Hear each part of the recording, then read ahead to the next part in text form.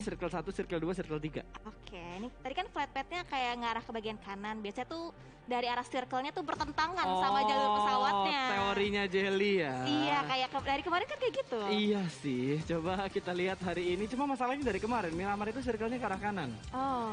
Sangat jarang ke arah kiri, seringnya tuh ke arah kanan. Kita lihat nih, surveinya akan membuktikan seperti apa untuk di hari ini. Karena, gak ada yang masuk. Masuk Jangyar? Iya, Jangyardnya masuk gitu. Cuma maksudnya kiri kanannya itu nggak ada yang benar. Karena ke arah utara untuk circle yang pertama. Dan ini akan chaos mungkin di sekitar El Azhar. Untuk tim-tim yang akan bermain scrapping ke arah kanan seperti GD, Livescape, atau mungkin bahkan Void. Tapi biasanya Void kalau circle kayak gini dia ambilnya tuh bagian kiri. Melewati daerah-daerah Montenegro dan juga El Pozo di sebelah kiri. Ya, betul. Tapi nampaknya juga dari arah tim Eagle 365 udah mulai terspot posisi dari arah tim Alter Ego yang sedang berotasi, tapi nampaknya akan coba dicuekin begitu aja sembari mengumpulkan beberapa vehicle lagi yang ada untuk bisa membantu rotasi mereka. Betul, mereka sudah mempunyai kurang lebih ada 3 vehicle, 2 bagi berarti dengan 1 Mirado yang sudah mereka kumpulkan. Sementara Takai, mereka sudah mendapatkan area looting pertama mereka. Tinggal ngelihat nanti apakah mereka bakal rotasi dengan cepat dan meninggalkan daerah ini, atau mereka ingin berlama-lama dulu dengan memainkan beberapa tempo lambat seperti mungkin yang udah didapetin informasinya sama Windy ya ketika ngobrol-ngobrol dengan beberapa coach. Yang mereka bilang lebih bermain objektif. Tapi agresif tidak boleh dikurangin juga. Karena satu sisi ketika kita bermain objektif itu bisa lebih menentukan apakah kita bakal main defensif atau akan bermain agresif. Oke, berarti banyak faktor juga yang menentukan untuk kita menyesuaikan situasi dan juga kondisi. Karena banyak faktor juga kalau misalkan dari arah flight path, dari arah circle-nya, dari arah jalur rotasi juga, dari bahkan vehicle aja juga bisa menentukan rotasi kita ya gak sih? Ya sebenarnya kalau vehicle iya.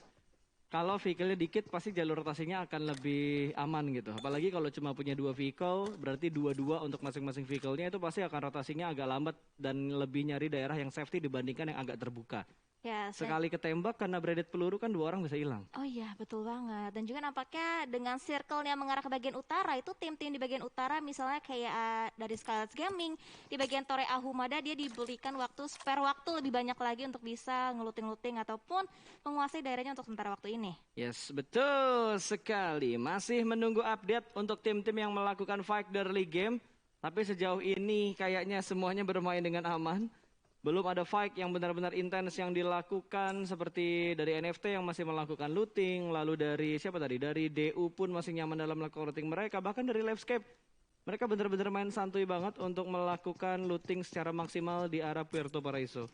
Yes, betul banget. Masih bersantai di area drop zone masing-masing. Belum ada pergerakan ataupun inisiasi yang akan diambil dari arah Livescape untuk bisa rotasi dengan cepat. Karena kalau misalkan kita lihat, dia juga masih butuh effort untuk bisa masuk ke area circle yang pertama bahkan. Iya, tapi malah kalau dilihat ya, Livescape nih salah satu tim yang rotasinya itu mainnya lambat gitu. Mereka nggak takut untuk nahan blue zone, mereka main santuy sampai mungkin circle 3, circle 4. Habis itu mereka baru sedikit menusuk ke bagian tengah.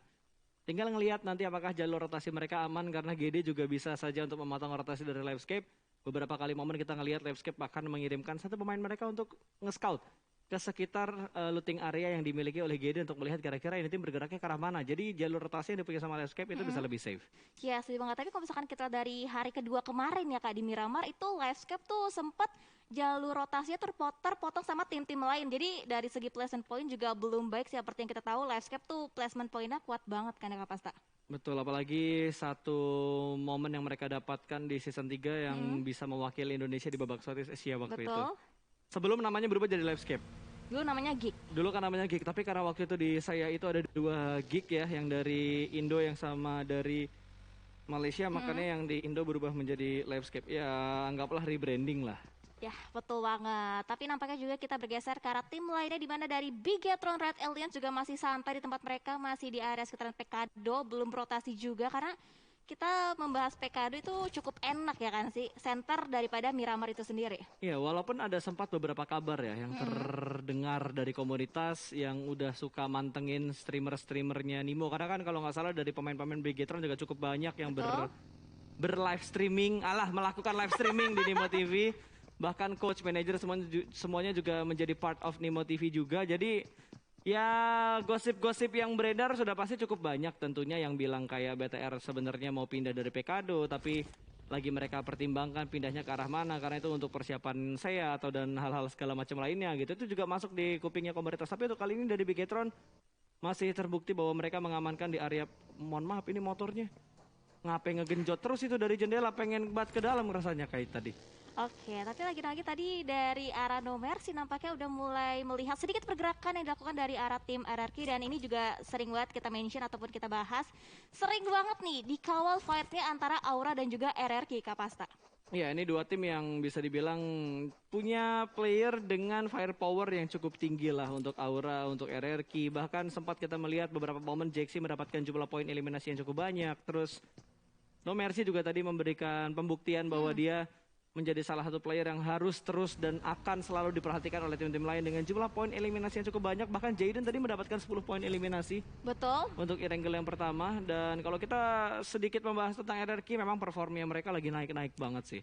Yes. Pergerakan underground yang mereka lakukan untuk mengubah line up player mereka, rosternya mereka itu membuahkan hasil yang cukup maksimal. Dan baru dibahas, wow, tiba-tiba observer memantau ke arah RRQ di mana bagian high ground persis di atas RRQ dengan jarak yang cukup dekat sudah ada Skylight yang menunggu kedatangan dari RRQ. Yes, betul banget. Dari arah Slayer udah terlihat dengan sangat jelas, udah standby banget tunggu menyambut kedatangan dari RRQ. Sementara dari bagian lainnya Jersey sudah mulai ngepick sedikit demi sedikit berusaha untuk mendapatkan timingnya untuk bisa men-knockdown satu play dari RRQ, dan tembakan udah terlebih dahulu dilontarkan dari arah Skylight Gaming. Betul, tadi Jersey sudah mulai membuka tembakan, bahkan kali ini sudah mulai memasak granat, akan dilempar ke bagian atas. Ada dua pemain dari tim RRQ meletup di bagian udara, tidak ada splash damage yang masuk ke arah RRQ, malah dia yang menerima damage granatnya sendiri.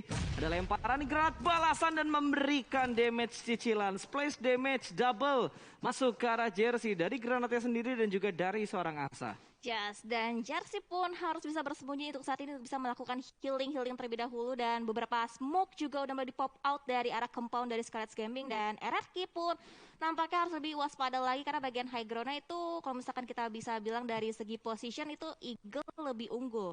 Skylight. Skylight, iya dari segi high ground mungkin lebih unggul, tapi kalau dari segi setup ya mungkin RRQ sih, karena mereka baru mengirimkan dua pemain mereka ke arah Skylight. Dua pemain lain masih menjaga dari arah belakang. Asa yang ada di bagian depan tadi kalau nggak salah bersama dengan Mort, berarti untuk Peko dan juga Voldemort ada di bagian belakang. Entah Chaklas yang main atau masih dengan line up utama mereka. Tapi kayaknya dari RRQ akan menghindari pertempuran ini, dan Chaklas ternyata tidak bermain. Masih dengan Voldemort dan juga Peko untuk line up dari RRQ saat ini. Yes, betul banget. Dan nampaknya dari Asa juga akan coba mundur sedikit untuk bisa mendapatkan fish yang lebih enak lagi, menjauhkan fight-nya dari Scarlet Gaming karena ini juga masih early game. Masih di menit yang ke-8, masih harus bisa bermain santai di early game. Dan dari arah Dewa United udah mulai terpantau juga posisi dari arah Steve Boy sedang berotasi, dan udah mulai di follow up juga nampaknya pergerakannya dari rekan satu tim dari arah Dewa United. Yes, dari Dewa United nih, kayaknya semangat mereka lagi 45 banget ya. Betul. Lagi bener-bener membara banget karena beberapa hari kemarin untuk 2 hari super weekend mereka terlihat dengan kondisi yang super kacau. Terus tadi mereka membuka hari ini untuk di PMPL Super Weekend, hari yang terakhir untuk minggu yang pertama. Mereka berhasil mendapatkan WBCD dengan 10 poin eliminasi. Bukan jumlah poin eliminasi yang menurut gue sedikit gitu, karena untuk mendapatkan 10 poin eliminasi itu susah banget. Apalagi yang main semuanya pro player gitu, semuanya bisa nembak, semuanya bisa nge-backup, pasti akan sangat sulit untuk mendapatkan sebuah secure poin eliminasi, kecuali HBD. HBD itu paling sulit banget untuk diantisipasi, Kak Pasta. Ya benar, ini tiba-tiba situasinya udah mulai membalik ya. Kalau tadi RRQ yang udah mulai nge-push ke arah SG, sekarang SG yang berupaya untuk sedikit memberikan kekacauan ke arah defensive area dari tim RRQ. Yes, Jersey kembali lagi menjadi bagian terdepan untuk tim Scarlet Gaming untuk bisa memberikan beberapa damage untuk bisa masuk ke arah tim RRQ, tapi nampaknya RRQ masih bisa menyembunyikan dirinya karena masih bisa terhalang dengan berbagai compound ataupun tiren-tiren yang ada di area sekitaran Miramar. Yes, masih belum ada tempo yang terlalu cepat, walaupun ada beberapa tim memang sudah bentrok seperti RRQ dan juga pemain-pemain dari Skylight. Lalu tadi di arah lain ketika yang lagi rotasi diberikan tapping fire, tapi lagi-lagi belum ada fight yang benar-benar komit.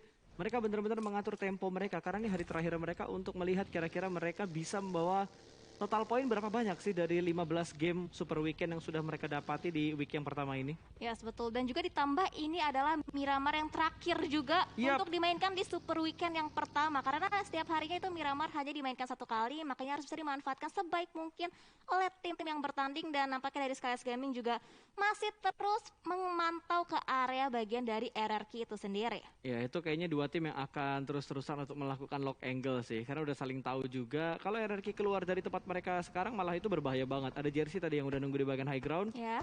Tiba-tiba mobilnya ke arah yang tidak tepat dan backup fire-nya terlambat bisa ngebuat satu atau bahkan dua pemain RRQ diamankan oleh seorang jersey. Yes, betul. Dan kita bergeser ke arah tim lainnya di mana Onyx juga udah mulai terlihat ada dari seorang Ravi yang udah mulai mengumpulkan informasi sebanyak mungkin dan Casey akan menjadi bagian terdepan untuk bisa memantau ke area sekitar dan kita balik lagi memantau antara RRQ dan juga SG yang masih sama-sama saling pandang-pandangan aja Kak Fatsa. Betul, ini lagi saling memandang satu sama lain dan Onyx, wow, satu pemain mereka benar-benar di tempat yang tidak nyaman di mana Casey terpisah dari tiga pemain Onyx yang lainnya dengan ada 1, 2, 3 obstacle dan juga satu vehicle yang ada di sekitar dari seorang Casey. Bahkan Casey sedikit memberikan tapping fire ke arah Ryzen tadi terpantau sudah namun tidak ada damage yang masuk ke Ryzen. Akan menggerakkan mobilnya supaya bannya nggak pecah. Bahaya kalau misalkan ban pecah, mundur dan regroupnya akan susah, dikasih follow up untuk dijemput juga pasti bakal merepotkan. Yes, betul banget. Tapi di arah lain ini juga ada tim-tim yang sedang kerepotan, di mana dari arah GD dan juga tim satu yang tadi saling berhadapan satu sama lain, tapi di arah lainnya lihat Ryzen ternyata harus ter-knockout untuk saat ini. Kalau nggak salah tadi di area Killfit itu dari arah Aura Jaden dengan jarak sejauh itu berhasil bisa menumbangkan satu player dari arah Bigetron. Ya, posisi Bigetron berani banget sih. Mereka setup di arah open field dengan memanfaatkan beberapa terrain yang ada di sekitar dia untuk gundukan-gundukan yang ada di Miramar ini. Tapi ternyata ada satu celah tipis tadi yang berhasil dimanfaatkan oleh Jaden untuk mendapatkan kepala dari seorang Ryzen. Dan masih kembali lagi ke RRQ dan juga ke arah Skylights. Ini benar-benar ketat banget loh. Saling menahan satu sama lain dengan kondisi kali ini agak sedikit berpindah. Kalau tadi Asa bersama dengan Mort, kali ini Asa bersama dengan seorang Father Mort. Di mana Mort ditinggalkan di arah belakang sebagai seorang support yang nantinya kalau ada push yang dilakukan oleh Skylight, ini akan menjadi bencana tentunya karena mereka harus mencari-cari informasi tambahan. Dan posisi RRQ bukan di tempat yang nyaman lagi karena tiba-tiba NFT tahu setup yang sedang dilakukan RRQ untuk memberikan tekanan ke arah Skylights. Third party is real. Yes. Ada pelakor di antara RRQ dan juga Skylights. Yes, betul banget. Dan juga tadi RRQ sedikit memberikan beberapa backup fire untuk bisa nge-revive satu rekan terdekat. Tapi nampaknya momen ini coba dimanfaatkan oleh Skylights Gaming di mana Slayer nampaknya melontarkan beberapa granat untuk bisa mendapatkan satu buah elimination point ke arah tim RRQ. Itu granatnya Slayer udah kayak ngegacha tau nggak? Kayak ini kira-kira RRQ mungkin saling revive-nya di sebelah sini. Tapi ternyata RRQ lebih mengamankan tempat yang lebih safe untuk melakukan revive. Malah di arah lain terjadi knock lagi. Sudah ada pertemuan antara Eagle dan juga pemain dari Onyx. Tadi ada Raffi yang berhasil diamankan. Tapi Alpha juga punya angle karena pemain-pemain Onyx yang lainnya. Plus ada Bigetron yang ada di sebelah kiri. Three-way showdown untuk di daerah perbukitan ini. Yes, betul banget. Sementara itu Casey berusaha untuk revive satu rekan yang ter-knockout dari seorang Raffi dengan bermodalkan beberapa setup smoke yang udah mulai di pop out. Tapi lihat Eagle tidak melihat kedatangan tamu dari ada Bigetron Red Aliens di mana dari seorang Alpha terus memberikan beberapa pop out smoke. Tapi nampaknya Anthem granat dari Ryzen Connect mendapatkan satu buah knockdown bahkan dua player dari Eagle tidak melihat ter-knockout untuk saat ini Kak Pasta. Betul, itu benar-benar bagus banget tadi granat dari Bigetron akan langsung di-push. Spray through the smoke, di-push oleh tiga pemain Red Aliens ke nggak bisa dilewati ini fight yang terjadi. Bigetron benar-benar ngamuk untuk mendapatkan dua pemain bahkan tiga pemain dari Eagle 365 menjadi mimpi buruk. Bahkan tidak hanya menghadapi Eagle, mereka juga memberikan open fire mereka ke arah Onyx. Yes, betul banget. Tadi kalau misalkan kita lihat dari arah Killfit juga, Eagle 365 tuh juga diganggu dari arah Onyx dan bahkan Catalyst. Last man standing dari arah Eagle 365 harus dipulangkan ke arah lobby. Berarti Eagle 365 menjadi tim pertama yang harus pulang di game yang kedua. Ya, apalagi Eagle lagi butuh poin banget. Mereka terjebak di peringkat ke-15 hanya dengan 44 total poin yang mereka kumpulkan dari kurang lebih udah ada 10-12 game yang dimainkan oleh Eagle 365. 15 tim tersisa dengan 60 orang yang masih hidup, berarti Baru ada 1 tim dan 4 pemain saja yang dipulangkan. Belum ada tim-tim lain yang pincang. Kecuali Licin dikonfirm menjadi sebuah poin eliminasi. Karena 1 pemain poin. Kali ini Licin sedang ter-knockout.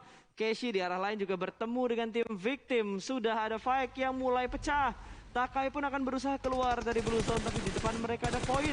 Kiri mereka juga sudah ada Dubs yang menunggu kedatangan dari tim Takai. 1 persatu pemain dari Takai mulai bonyok ketika mereka sedang melakukan rotasi. Wow, disambut dengan hangat oleh Dubs 2K dan Dubs 2K memiliki spare waktu lagi untuk bisa nge-revive 1 rekan yang terkau. Tapi Takai, 2 player lainnya memilih untuk melakukan rotasi mengambil bagian kanan agar tidak terdeteksi kembali oleh tim Void. Sementara Gremory masih harus berjuang seorang diri, bahkan dia nggak punya vehicle sama sekali, Kak Pasta. Betul, dia hanya bisa berlari, hanya bisa berusaha untuk masuk ke dalam zona.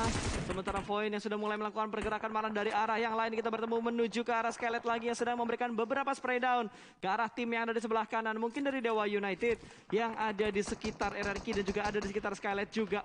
Uni tertangkap bertemu dengan NFT. Ini chaos banget, tadi cuma 3 tim. Betul. Sekarang 4 tim di daerah tersebut.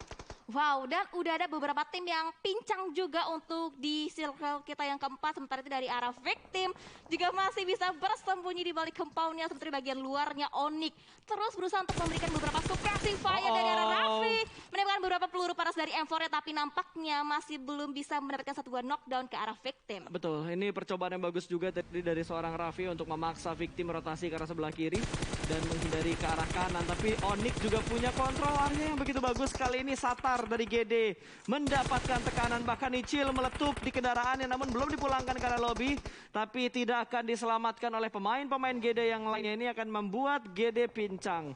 1 persatu tim pincang perlahan-lahan. Ini yang gua tunggu tuh fight antara Skylights, RRQ, NFT sama DU-nya pecah. Ini semuanya belum ada fight yang benar-benar pecah untuk 4 tim ini. Hanya saling melakukan pick off. Keras ketahuan, sudah naik menuju ke arah Tayonya, bakal di-spray oleh seorang Jersey. Lihat, bahkan Skylight tidak hanya fokus ke RRQ, tidak hanya fokus ke arah DU, NFT, dia juga bisa melihat pergerakan dari Takai yang ada di bagian bawah. Yes, tapi 1 player dari Scarlet Pinky teralihkan pandangannya dan bahkan bisa dipulangkan begitu aja oleh tim Dewa United. Dan lihat dari seorang Kars nampaknya akan coba di-trackdown dan berhasil bisa didapatkan knockdownnya oleh seorang Jersey dan akan coba didapatkan beberapa tambahan elimination point lagi untuk bisa membuka poin dari arah Scarlet Gaming. Ya, tapi apakah bisa? Karena Jersey juga butuh waktu untuk melakukan healing. Ingat, ini Miramar bukan Sunhawk ya. Jadi menahan Blue Zone sudah pasti menjadi hal yang sangat mustahil. Kalau kita ngomongin di big map untuk Erangel dan juga Miramar GD. 1 pemain mereka kembali tumbang, tapi Onyx yang berhasil lolos dari beberapa tim yang menekan mereka kali ini bertemu dengan tim Bigetron. Ada Nick yang sudah memberikan pre-fire ke arah Luxi yang tertinggal di bagian belakang, sementara pemain Bigetron yang lainnya sudah menuju ke bagian high ground. Sudah ada follow up dengan adanya spot setup, tapi granatnya splash damage masuk menuju ke arah Luxi, tapi kita berpindah dulu ke arah tim lain. RRQ bakal pecah, mereka bertemu dengan tim NFT, jumping car, lompat dan what happened man? RRQ tiba-tiba rata, sebuah greedy move dilakukan oleh RRQ dan membuat mereka dipulangkan ke arah lobby. Ini akan membuat tim-tim lain punya kesempatan besar untuk mengejar poin dari RRQ. Ya, betul banget. Dan di arah lainnya lihat udah banyak banget tim-tim yang bertumbangan 1 demi 1 dan bahkan dari Onyx 1 player tertumbang tapi masih bisa diselamatkan, akan coba di-revive untuk saat ini. Tapi di arah lainnya lihat dari arah Alter Ego berhasil bisa mendapatkan 1 buah knockdown karena tim Victim. Ini udah bener-bener chaos banget dan lihat banyak banget tim-tim yang udah pincang, Kak Pasta. Betul, ini DU pun hanya menyisakan last man mereka saja. Takai juga hanya menyisakan 1 player aktif karena 1 player mereka tadi sedang ter-knockout, bahkan sampai saat ini masih ter-knockout. Livescape masih dalam kondisi prima. Sudah mendapatkan poin eliminasi pertama mereka, tapi di arah lain Aura 1 persatu pemain mereka sudah mulai banyak bertemu dengan GD dan diberikan tapping fire, bahkan Jaxi tidak memiliki ruang gerak yang terlalu banyak. GD nggak bisa melakukan hal ini terus-terusan karena mereka berada di bagian blue zone. Ini blue zone yang kelima, sudah mulai bergerak, langsung di-spray menuju ke arah seorang Jaden dan confirm eliminasi berhasil diamankan oleh GD. Yes, betul. Dan sementara itu kita bergeser ke arah tim lainnya di mana Alter Ego udah mulai memantau juga posisi daripada Victim yang udah benar-benar dikepung keberadaannya The Fajar.